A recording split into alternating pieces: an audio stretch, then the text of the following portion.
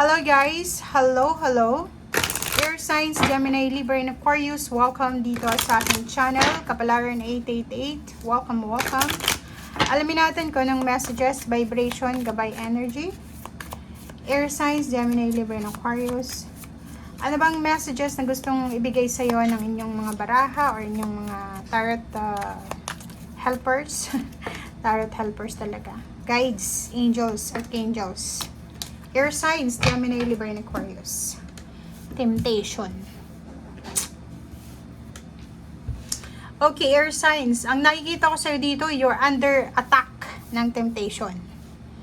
May mga bagay-bagay kang kailangan na gawin, pero hindi mo ginagawa. May mga actions ka na kailangan, needed actions na kailangan mong gawin, pero nandun ka sa procrastination eh. Pwedeng sa araw na ito, dapat may gagawin ka. It's either nagpaplano ka or plinano mo siya pero hindi mo ginagawa. Parang ganun. So, for example, relationship. Alam mo na niloloko ka pero self-sabotaging, gusto mo makipaghiwalay pero hindi mo ginagawa. Ang kailangan mo daw is self-love, balance. Nakikita natin dito, pwede may mga unhealthy habits, lifestyle kayo na pilit nyong iwinawaksi siya pero hindi nyo masyadong maalis-alis sa buhay nyo kasi wala nakadikit ka na. It's either ang temptation dito is attachment ng relationship, trabaho, habits, hobby, unhealthy connection, attachment. Okay. Kailangan mo daw na pag-aralan na like if ever man bisyo ito, hindi naman madali na sabihin na, okay, ngayon mismo mag-detach tayo sa bisyo. Yung bisyo na yun is dahan-dahan yan na aalisin, diba? So, teach yourself. Ang tanong sa'yo ng spiritual helpers mo, how teachable are you? Paano ba? Hanggang kailan ka ba magiging attached dyan sa habits na yan, sa bisyo na yan, sa emotion na yan, sa relationship na yan, sa trabaho na yan, sa mindset na yan, sa kung ano man yan. Okay? Hanggang kailan ka ba mag-i-stay? Hanggang kailan mo ba ipipilit kung ano yung gusto mo? Hanggang kailan mo ba paparusahan ng sarili mo? Isasabotahe yung sarili mo. Kasi self-sabotage yun eh. Ang self-love dito is kailangan. Kailangan mong unahin ang sarili mo. Kailangan mong mahalin ang sarili mo. Kailangan mong unahin ang sarili mo. Kailangan mong intindihin ang sarili mo. Sarili mo muna bago yung iba. Okay? Tingnan natin dito sa isang tarot deck.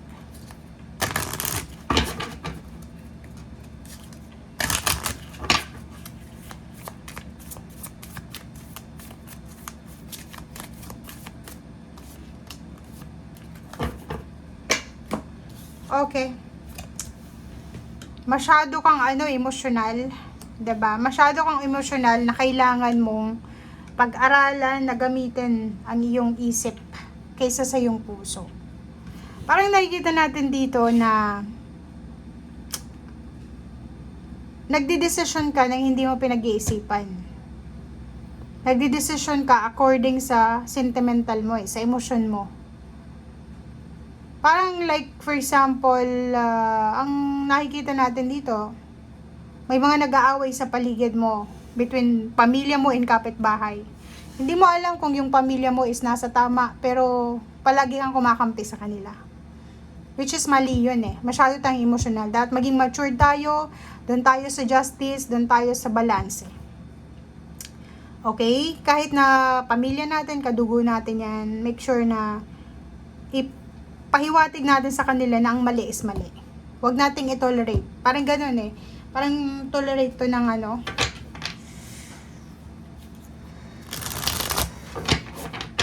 ang negative nito na temptation na kailangan mong alisin.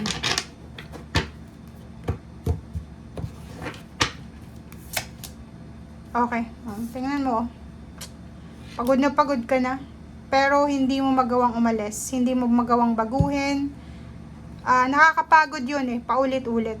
Tingnan mo. Sabi sa'yo ng magician, hanggat hindi mo ginagawa ng aksyon, hanggat hindi ka gumagawa ng paraan, patuloy kang mapapagod kasi paulit-ulit lang yan, oh.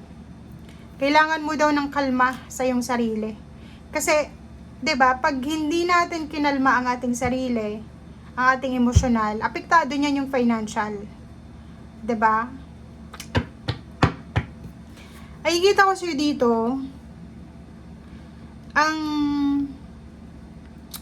iba sa inyo dyan, especially lalaki, or any gender, hinahanap nyo pera, parang ganun, mas masaya kayo, or parang yung panuntunan nyo ng happiness is financial stability and security.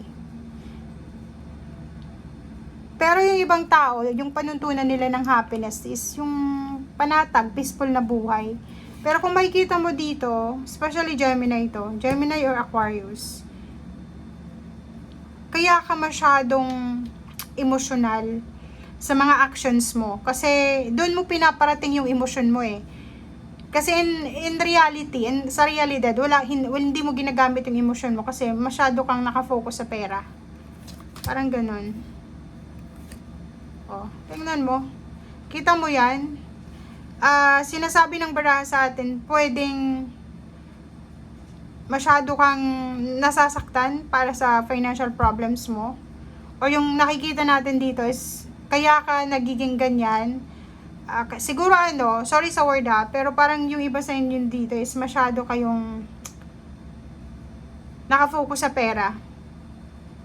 Kasi nakaranas kayo ng problema sa pera for the past few years, 5 years, 9 years. And yun yung dahilan kung bakit kayo naging malungkot. So, siguro ngayon, ayaw nyo nang mangyari ulit. Kung ano yung nangyari dati. Huwag kang mag-alala regarding pera. Huwag yun yung parang focus natin. Kasi kung makikita mo, may good news dito eh. May parating na pera, may parating na bagong trabaho, bagong source ng income, bagong ways. O, diba? Tingnan mo to. Page of Wands, Page of Pentacles, Ace of Pentacles. Nandito yung 10, di ba? Fulfillment. Kung ang problema mo sa ngayon is pera, hindi ka makatulog dahil sa problema sa pera, isipin mo dito may positive card ka eh. May good news na paparating, may parating na pera, may magsha-shower ng abundance, new beginning sa pera. May bagong trabaho, bagong source ng income, or kung man na pagbabago to. Or even relationship po, maraming mga tao ang pwedeng susuportahan ka, pupurihin ka, i-acknowledge ka sa kung ano man to na ginagawa mo sa ngayon. Okay? So, kung makikita mo dito, wag kang negative. Wag nating masyadong isipin yung negativity. Kasi pag negative ka, kung puro lang pagbagsak, di ba, parang may ganun eh. May mga tao na natatakot silang mag-share ng blessings. Like for example, kahit maraming pera, hindi sila nag-share ng blessings kasi natatakot silang maubusan ng pera. Natatakot silang dumating yung the tower. Pero hindi nila alam na unlimited yung source ng money or ng abundance sa langit, sa universe. Hindi tayo mauubusan. Sa konting pagtulong natin, hindi yan mauubos. Mag-multiply pa nga siya. Diba? So, wag kang matakot. Wag kang matakot sa usaping pera. Okay? Thank you guys and see you again. Bye!